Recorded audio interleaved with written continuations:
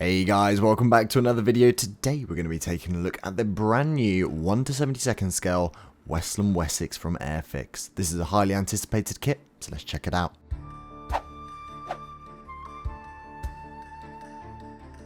This one starts off by building up the main cabin, initially putting the floor into the underbelly piece, and then looking at the sidewalls of both halves of the fuselage.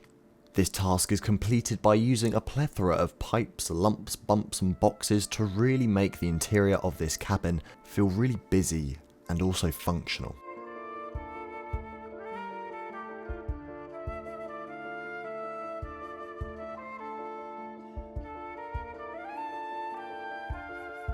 After they had been built up, I could go on to the first bit of painting. For the interior, I'm going to be using Mr. Colour's HC.2. Initially, I apply this straight onto the plastic, trying to achieve a uniform coat of an equal colour.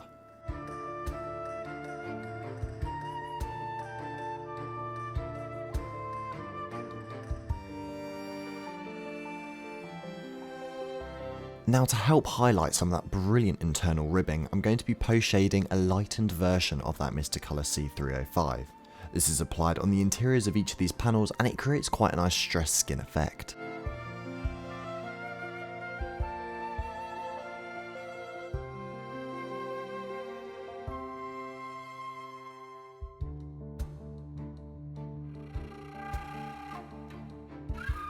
After looking at reference images, there are certain parts of the Wessex which are covered in this turquoise fabric looking material. So after some masking and then mixing up a weird concoction of Soviet colours, I managed to spray this colour pretty accurately. The colour was applied rather uniformly because I felt that the wash later was going to do all the heavy lifting for me.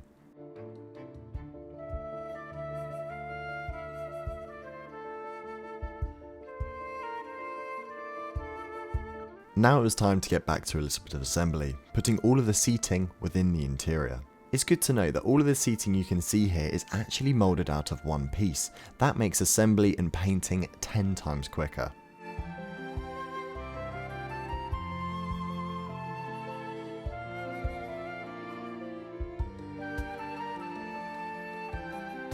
Now a bulkhead is applied at either end of the cabin to complete the cabin assembly.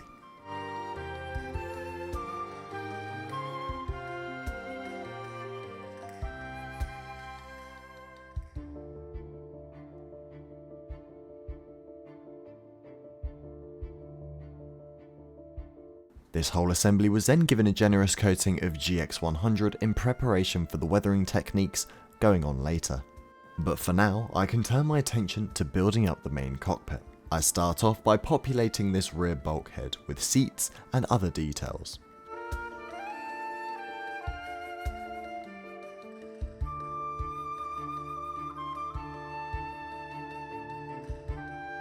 After the collective was secured into position, this also received a coating of GX100 because now it was time to move on to the weathering. I start with a simple black panel line wash just to highlight all of those brilliant recessed details which Airfix have gone to the effort of moulding in. After the panel line wash was allowed to dry, it could be gently removed using a tissue.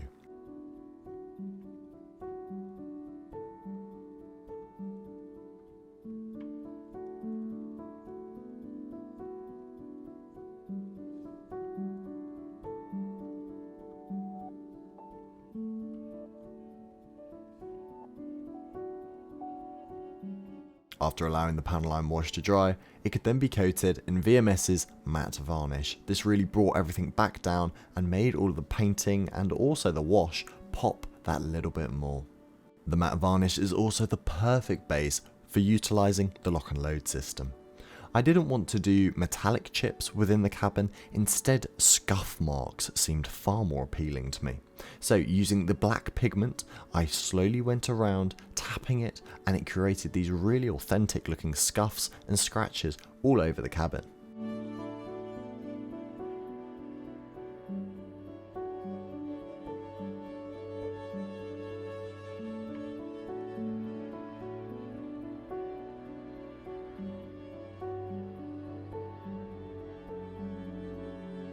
After the windows received an almighty polish, I could move on to the final stage of weathering.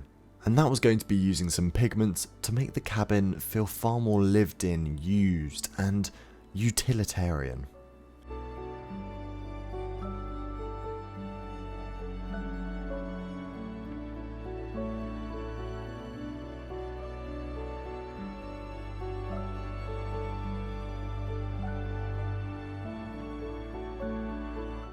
With the cabin now finished, it can be mated into position.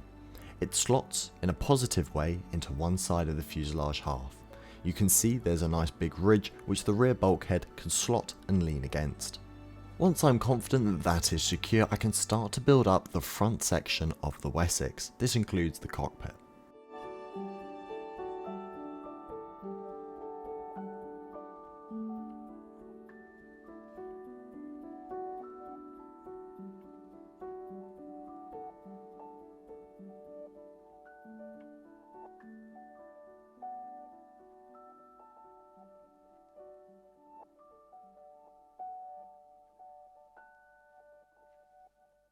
The control panels themselves are very nicely detailed, but it's good to note that there are no decals included in the kit like on their big 148 Sea King. Instead, I went and used the lock and load with a white lead to pick out each of the details, switches and dials with pinpoint accuracy.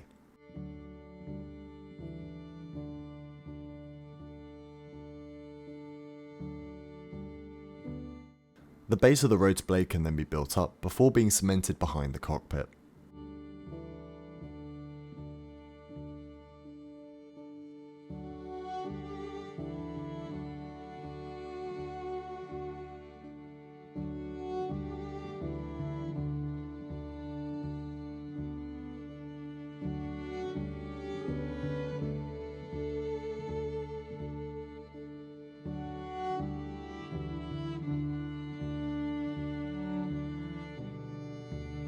After that was secure, it was time to take one final look at that interior before the other half of the fuselage can enclose all of it. That being said, I do think that was quite an impressive interior for 1/72 scale, and it was really enjoyable to put together with no fit issues whatsoever. Moving on, I now went around the Wessex putting on loads of different panels to build up the general shape of the Wessex.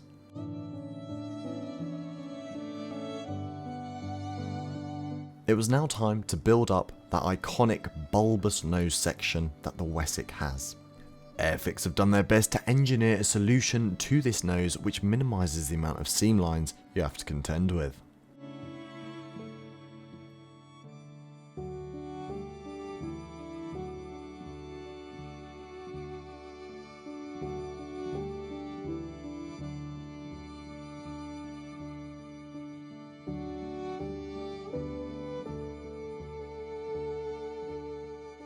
The tail rotor is quick and simple to build, however it does have a nice feature, like on a few of the other Airfix helicopters, that you have the option to fold the tail if needed through an external part. I personally didn't want to fold anything on this model, so I put in the normal bung.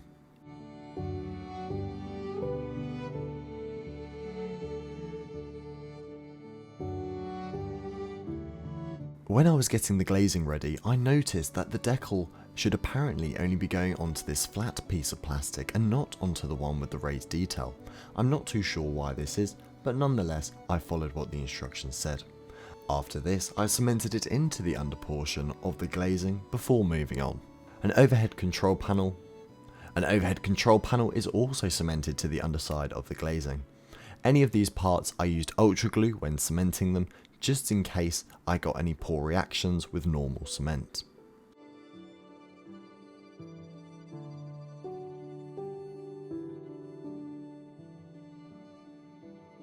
The glazing could be dropped into position with no real fitment issues at all.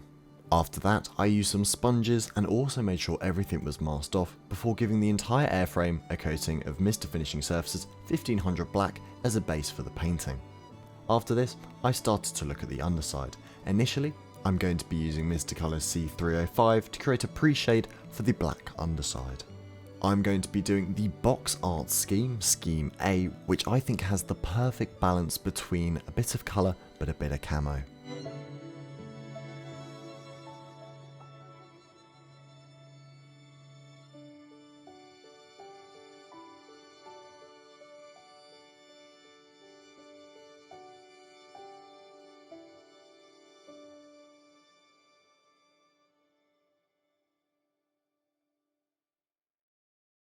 After I was done with the pre-shade, I got out a highly diluted flat black and slowly started to blend everything together.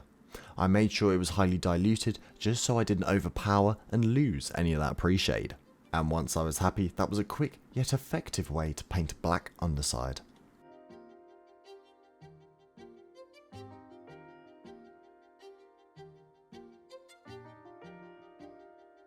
I could then apply some masking putty along the underside of the Wessex. After looking at some reference images, it had a very uneven scallop shape which honestly changed from aircraft to aircraft, so I wasn't too accurate when I applied. Anyway, on to the first colour of the camouflage, and that is going to be using Mr. Colour's C361 Dark Green. This is applied in a black based fashion, and what I mean is I'm highlighting the inners of each of the panels in a marbled and mottled kind of way, leaving the panel lines much darker. So when I blend everything in, there is natural tonal variation and darker shaded regions over all of the panel lines.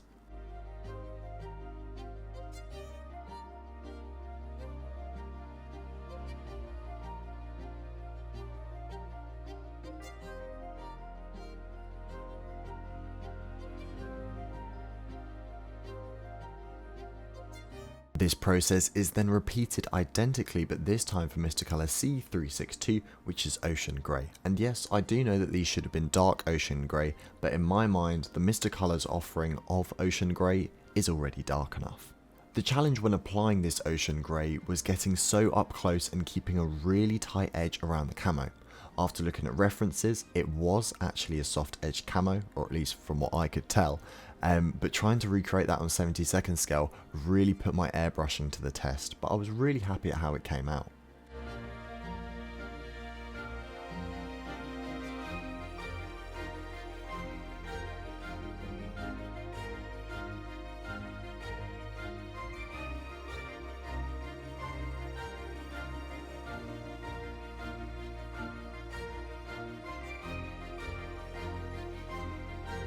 Now at this stage, the general camouflage had all been blocked in, and I was really happy with how it was looking. It looked nice and heavy. However, I wanted to accentuate and bring out some of the details, so to do that I'm going to be doing some post shading.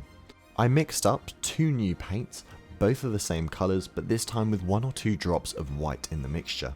This lightened version could then be highlighted onto the model to create that accentuated, saturated effect I was looking for.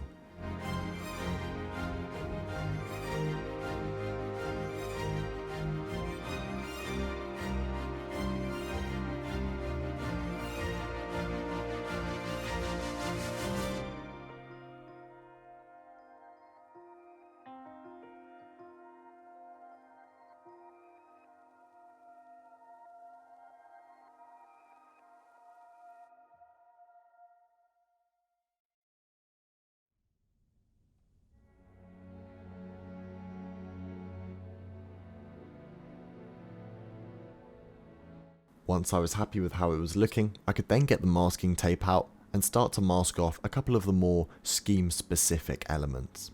One of these is a nice big red band which goes around the tail. After it was masked off, I initially pre-shaded white on there and I misted it in quite a lot just so that the red had a good base to work off of. And speaking of the red, I'm going to be using Mr. Colour's C158 Super Italian Red.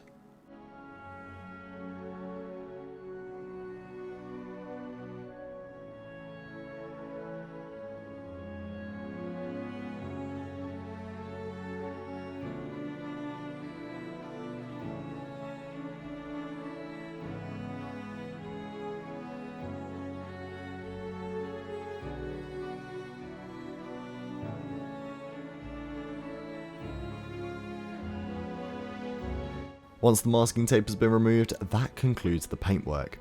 Everything can be sealed in now using GX100 and the decals can be applied.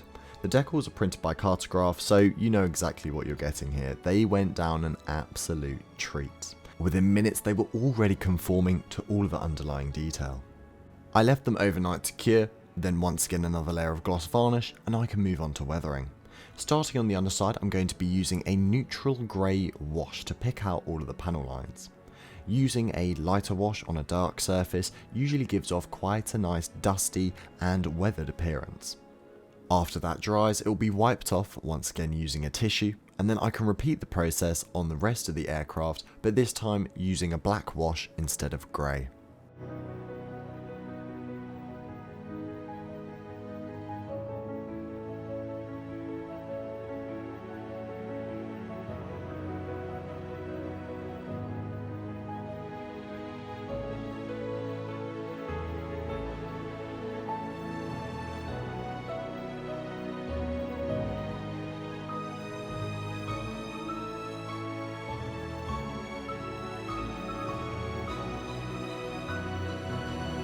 Once I was happy with how the panel wash was looking, I could move on to the next stage of weathering, and that is going to be using Ammo Mix shaders. Ammo Mix shaders work wonders at creating subtle grime with ease. These are one of the many innovative products stocked down at Hannants London. Hannants London is the creme de la creme of model shops. They have everything a model maker needs and are constantly bringing in new and exciting products. So if you're in the London area and you're looking for a great day out, Hannants London is the place to go.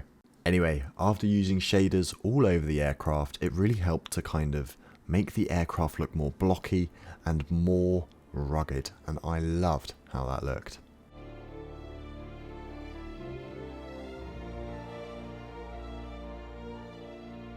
So the weathering was done for now. I could start to bring everything together.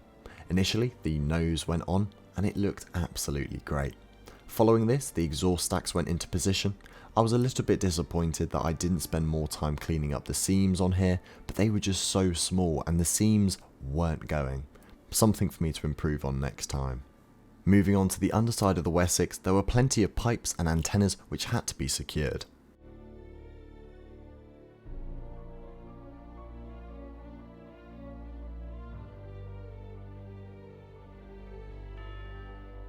Next, the landing gear can be cemented into position. I was a little bit worried to see how these would go into position because of their quite unique shape, but Airfix have done an absolute engineering masterclass in providing a secure fitment and perfect alignment. The tail rotor and now main rotor can be assembled and put on at a later stage.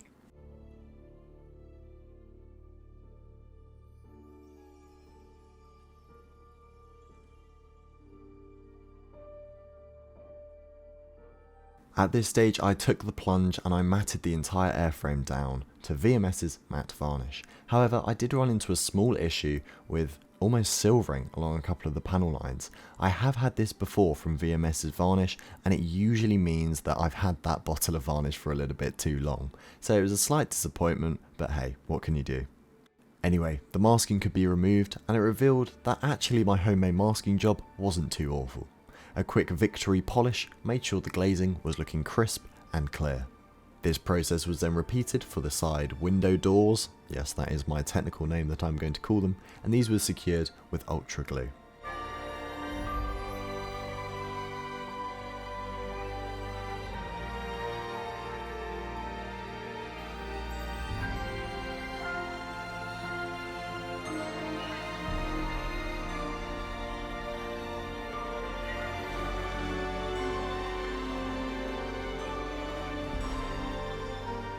Now I really was on the home stretch for this build. Really, one of the final things that I had to do was a little bit more weathering using some pigments just to create a little bit of a dusty appearance around a few of the high usage areas around the airframe.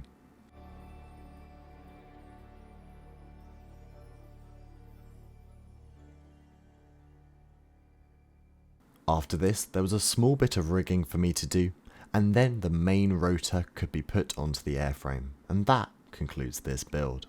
So thank you very much for watching. I really do hope that you've enjoyed. If you have, let me know down below. I'd also love to know what you think about this kit. Is this one that you're going to be picking up? Anyway, without any further ado, enjoy the final photos and videos, and I'll see you next time guys. Bye bye.